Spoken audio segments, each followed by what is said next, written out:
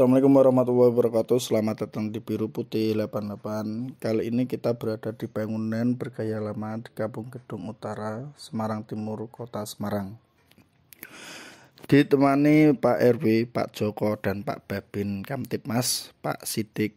Menurut keterangan Pak RW, gedung ini menjadi saksi bisu berbagai peristiwa bersejarah, mulai dari pidato Bung Karno hingga tercetusnya nama PKI, Partai Komunis Indonesia.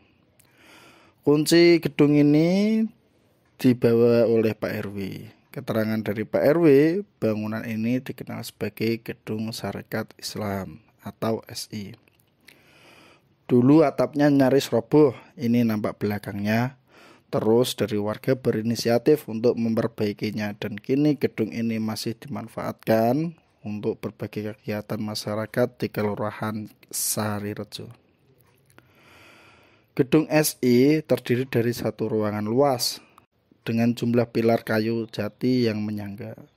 Tepat di bagian tengah ada cekungan sekitar 30 cm dan di dalamnya ada susunan tegel terbentuk huruf S dan I. Ini bentuknya.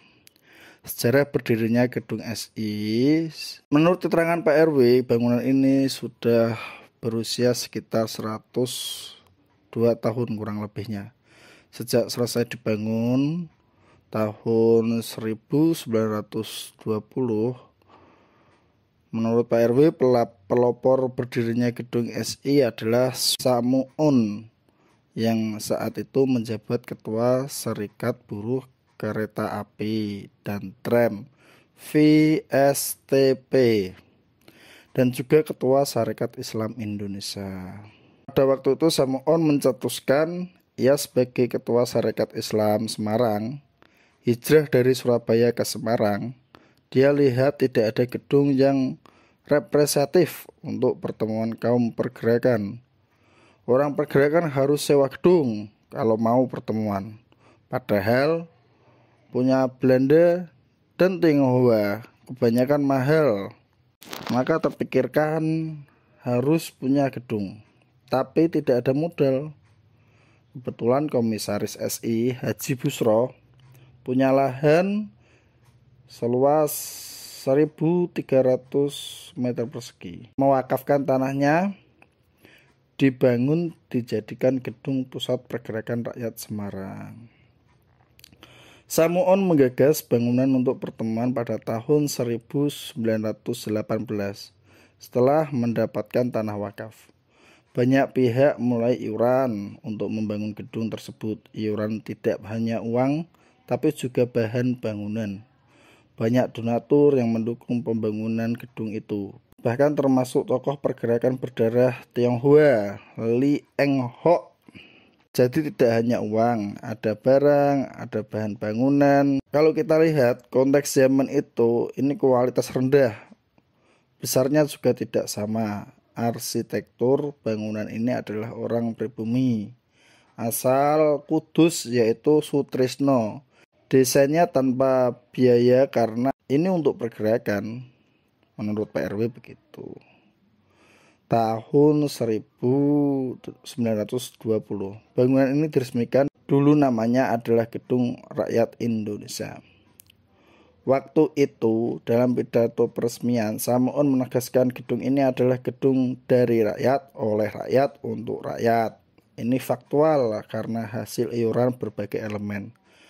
Ada Budi Utomo, ada SI, ada Partindo, dan lain sebagainya. Soal tulisan SI di tengah ruangan, menurut Pak RW ternyata merupakan kecelakaan. Saat diresmikan bangunan belum benar-benar rampung karena alasnya masih tanah.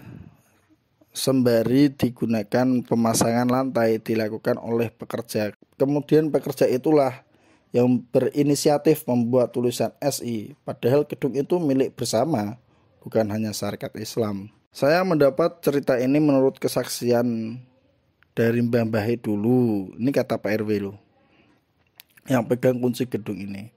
Tulisan SI ini ternyata kecelakaan, ada tukang berinisiatif membuat inisial SI. Oke, sekian sejarah dari saya. Bila ada salah kata dalam pengucapan, Saya mohon maaf yang sebesar-besarnya untuk suara. Memang saya dubbing karena di lokasi banyak musik-musik, jadi saya takut copyright. Oke lur, sebagian sejarah PKI yang ada di kota Semarang. Semoga bermanfaat bagi kita dan anak cucu kita mengenai sejarah. Jadi walaupun kita sudah merdeka, sudah terbebas dari segala penjajahan, tapi kita harus tetap mengingat sejarah. Jangan sampai lupa dengan sejarah, karena kita bisa hidup dengan ini dengan damai juga karena sejarah. Gitu. Billahi taufik wal hidayah. Wassalamualaikum warahmatullahi wabarakatuh.